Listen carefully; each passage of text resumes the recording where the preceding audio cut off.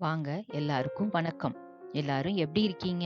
எல்லாரும் நலமுடன் இருக்க இறைவனை பிரார்த்திக்கிறேன். நீங்கள் பார்ப்பது ஃபேண்டசி மாம். நான் உங்கள் சசி. இன்னைக்கு நாம பார்க்க போறது ஒரு நியூட்ரிஷியஸான பேலன்ஸ்ட் டயட் இருக்கக்கூடிய ஹெல்தி பிரேக்ஃபாஸ்ட் ரெசிபி. அது என்னன்னா அடை அவியல். இந்த அடையில பார்த்தீங்கன்னா புரோட்டீன், கார்போஹைட்ரேட் எல்லாம் இருக்குதுங்க.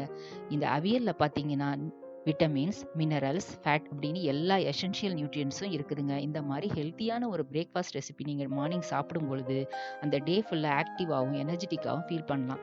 இப்போ இந்த ரெசிபி எப்படி செய்யறதுன்னு பார்க்கலாம். அதுக்கு முன்னாடி என்னோட சேனலை சப்ஸ்கிரைப் பண்ணிக்கோங்க, பெல் பட்டனை கிளிக் பண்ணிக்கோங்க, ஆல் பட்டனை ப்ரெஸ் பண்ணிக்கோங்க. அப்போ தான் என்னோட அப்கமிங் வீடியோஸை தொடர்ந்து பார்த்து என்ஜாய் பண்ணலாம்.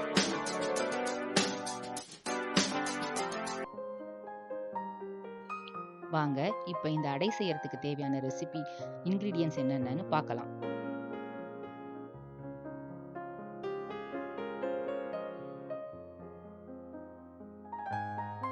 2 கப் புழுங்கல் அரிசி எடுத்துக்கோங்க.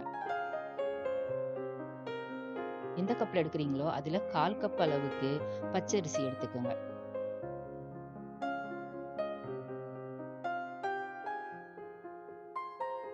1/2 கப் துவரம்பருப்பு எடுத்துக்கோங்க.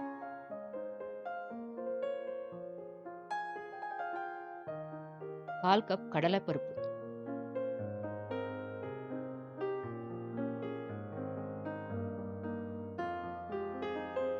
2 ஸ்பூன் உளுத்தம்பருப்பு ஆட் பண்ணிக்கோங்க.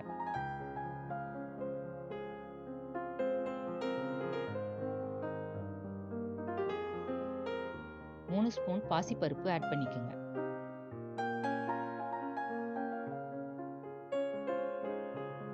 கொத்தமல்லி விதைகள் 2 ஸ்பூன்.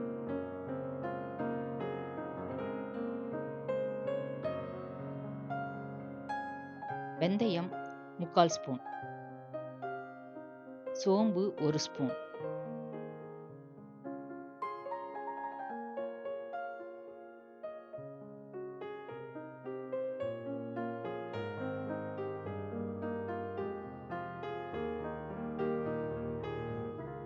மிளகாய் 6, காரத்திற்கேற்ப கூடுதலோ குறைச்சோ சேர்த்துக்கோங்க நீங்க. இது மிதமான காரத்துக்கு இந்த 6 மிளகாய்கள் போதுமானது. இப்ப கொத்தமல்லி விதைகள், சோம்பு, வெந்தயம், மிளகாய் எல்லாத்தையும் இதுல சேர்த்துக்கலாம்.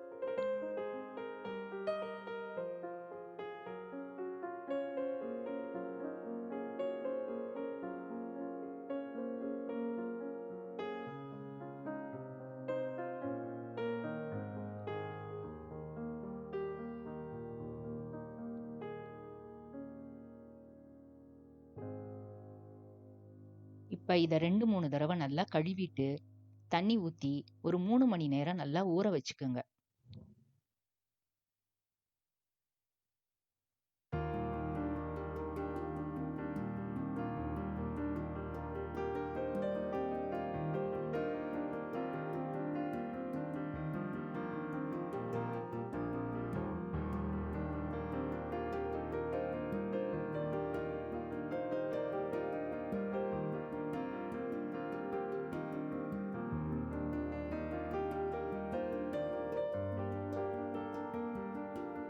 மூணு மணி நேரம் ஊறின பிறகு மிளகாய்களை முதல்ல எடுத்து கிள்ளி கிரைண்டர்ல சேர்த்துக்குங்க.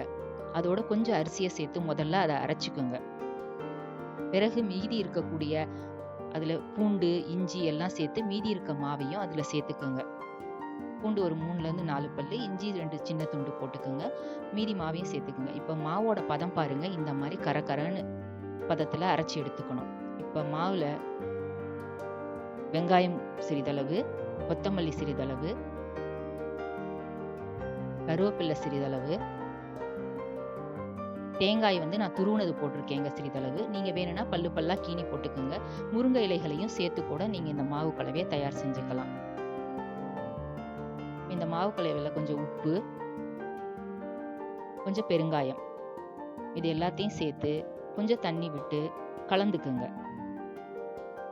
இந்த மாதிரி கன்சிஸ்டன்சில கலந்துக்குங்க. இப்ப ஸ்டவ் ஆன் பண்ணி அதுல தோசை சட்டியை வச்சுட்டு கொஞ்சம் எண்ணெய் விட்டு அடைகளை வார்த்து எடுக்கலாம்.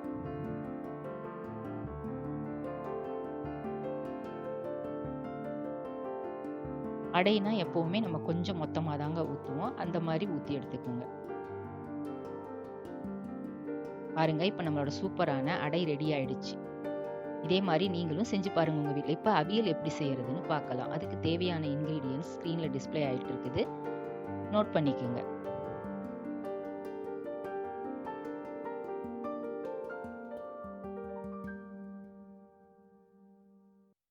கொத்தவரங்காய் 1 cup, carrot 1 cup,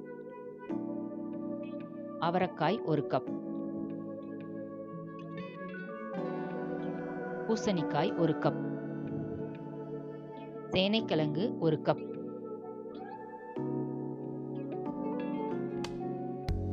beans 1 cup, புடலங்காய் 1 கப். எல்லா காய்கறிகளையும் நீல வாக்கில் அரிஞ்சிக்குங்க. வாழைக்காய், உருளைக்கிழங்கு இதெல்லாம் நான் தண்ணியில் அரிஞ்சு போட்டு வச்சிருக்கேங்க. ஏன்னா அதெல்லாம் அப்படியே போட்டோம்னா கலர் மாறிடும்.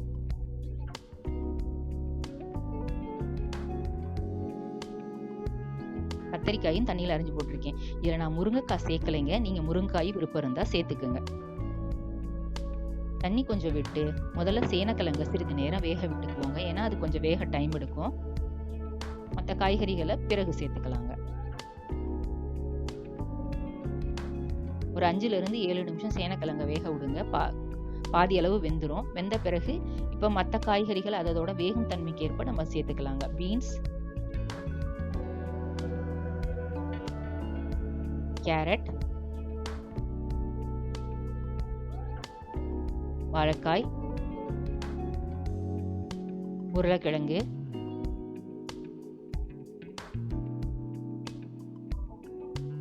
கொத்தவரங்காய் இதெல்லாம் இன்னும் கொஞ்சம் நேரம் வேகுங்க. அதனால இந்த காய்கறிகளையும் சேர்த்து நம்ம கொஞ்சம் நேரம் வேக விடுவோங்க. ஒரு 5 நிமிஷம் வேக விடலாங்க. இதற்கிடையில பார்த்தீங்கன்னா ஒரு மிக்ஸி ஜார் எடுத்து ஒரு 6 ஸ்பூன் தேங்காய் சேர்த்துக்குங்க. 6-7 ஸ்பூன் சேர்த்துக்குங்க. பச்சை மிளகாய் காரத்திற்கு ஏற்ப நான் 5 சேர்த்துருக்கேன். நீங்கள் காரம் கூடுதலாக வேணும்னா கூட கொஞ்சம் சேர்த்துக்குங்க. சீரகம் 1 ஸ்பூன் சேர்த்துக்குங்க.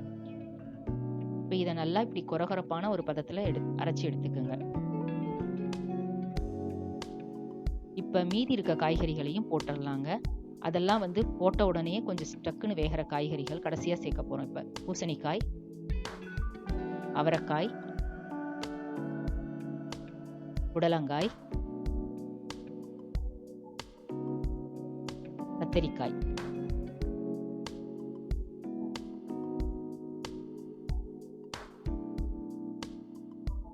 சேர்த்து இந்த கலவையை நல்லா மிக்ஸ் பண்ணிக்கோங்க, காய்கறி கலவைகளை. இப்போ இதில் உப்பு தேவைக்கேற்ப சேர்த்துக்குங்க. மஞ்சள் தூள் 1/4 ஸ்பூன் சேர்த்துக்குங்க. இப்போ இதை மேலும் சிறிது நேரம் மூடி போட்டு வேக விட்டுக்கலாம். காய்கறிகள் பாதி வேக்காடு வெந்தோடனே நம்ம அரைச்ச தேங்காய், சீரகம், மிளகாய் விழுதை இதோட சேர்த்துக்கலாம். அந்த ஜாரையும் கழுவி தண்ணியை கொஞ்சம் ஊற்றி நல்லா கலந்து விட்டுக்குங்க.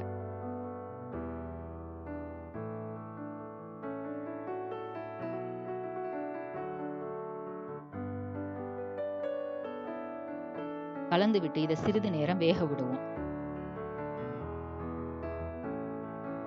வெந்த பிறகு தயிர் 1 கப் எடுத்து மிதமா ரொம்பவும் புளிச்சிருக்க கூடாது, ரொம்பவும் ஃப்ரெஷ் தயிர் இல்லாம பார்த்து எடுத்து அதை ஊத்திக்குங்க. 1 கப்.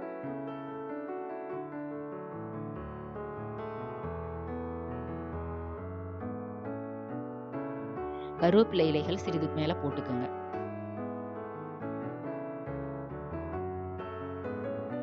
தேங்காய் எண்ணெய் 3 ஸ்பூன் ஊற்றிக்குங்க. தேங்காய் எண்ணெய் தான் இதுக்கு சுவையும் மனமும் கொடுக்கறதுங்க. கருவேப்பிலையும் கடைசியாக சேர்க்கறதுனால கூடுதலாக மனம் இருக்குங்க. இந்த மாதிரி நீங்கள் அவியல் செஞ்சு பாருங்கள், சூப்பராக இருக்குங்க.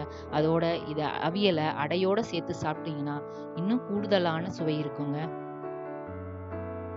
நம்மளோட சூப்பரான அவியல் ரெடி ஆயிடுச்சு.